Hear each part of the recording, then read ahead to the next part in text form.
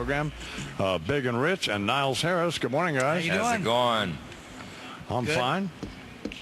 Mr. Harris, first of all, how are you? Pretty good. A little nervous, but I'm here. Don't be nervous because you're talking to a moron, and I'm sure you've talked to talking others, to a moron and sitting next to, in my case, an idiot. So why would you be? Before I talk to Big and Kenny and Big and Rich, rather, how did you meet them? Tell me that story. I was a bartender in a place called the Buffalo Bar in Deadwood, South Dakota, and I've been a bar rat most of my life. I should have knew better to talk to a couple crazy cowboy writers, and Yeah. they were in there playing. They were, and we just hit it off. When was this? What year was this? Oh, that about 4 years ago. Oh, okay. So they were appearing where you were working, right? Well, so how'd it come out? And the conversation went where? Tell me about it. Like I said, we hit it off, and I asked them if they wanted to see some of the hills. In the Black Hills, we got a ton of old gold mines from the old days, and they wanted to go along. And next day, I took them out on a ride in my old Bronco, and it's filled up with all kinds of airborne stickers and the herd stickers. And they asked about it, and gave them a little story of what happened.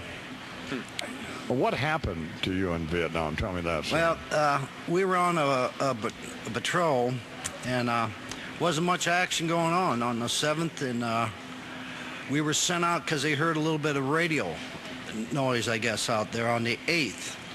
And that morning early, we walked right into 1,200 of them. You know, it must have been I can't understand a little bit of a radio noise they heard with 1,200 Viet Cong out there, and we had the dog handlers. They were Vietnamese dog handlers. The dogs didn't smell anything but nothing. You know, they didn't alert to anything. You know, Right. And the whole place blew up. They had 51 Kells out there, so it was that's a heavy weapon. That's 123 pounds lugging it. That's what our 50 weighs, plus the ammo. And they were set up and firing and everything else with it. And Well, how many of you were there? there's about in our platoon, second platoon, there's about 30 of us out there at the time, 30, 40, and we were the lead. And when they hit us, the whole world blew up. People flying, dying, bullets whizzing. And then what happened? We were trying to save our ass. We were just trying to keep them off us. The front part of us got ran over. There was bugles blowing. A couple of my friends, as they came over, were hit with machetes. And like I said, we're just trying to keep them off our ass and calling in artillery fire to try and keep off of us. Lawrence Joe, the guy they talked about in the video, he was a medic in Okinawa with us, and we known Lawrence for a year or more, and he's running all over hell, patching up people, other soldiers. Just, you know, when something like that happens, the guys come out of the woodwork who got their act together. You know, bullets are flying, they're yelling, directing people to get the hell down, move this. They see stuff instead of. You get the, I don't know what you want to call it. In a situation like that, some dudes just freeze up and you're going to die. You got to do something, you know.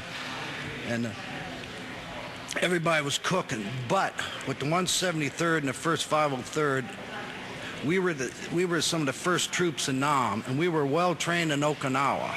When we hit Nam, we were well trained, and for the first part of it, other than some clowns shooting at us, it was easier in Nam than it was in Okinawa and Philippines and everything else, because we did a lot of humping, a lot of work training. Sure. And we were well trained. Later on in the war, you didn't know anybody. Guys were replaced so fast and everything. But at that time, all those people getting shot up and getting killed, we knew. These were buddies for a year or more. We're talking with Niles Harris, who Big and Rich ran into there in South Dakota and wrote this song. One of the great songs ever written. And we were huge Big and Rich fans long before I ever heard the 8th of November. But man, this will almost may well be their legacy, or certainly part of it. It's just a great song. It's so well written and it's ridiculous. So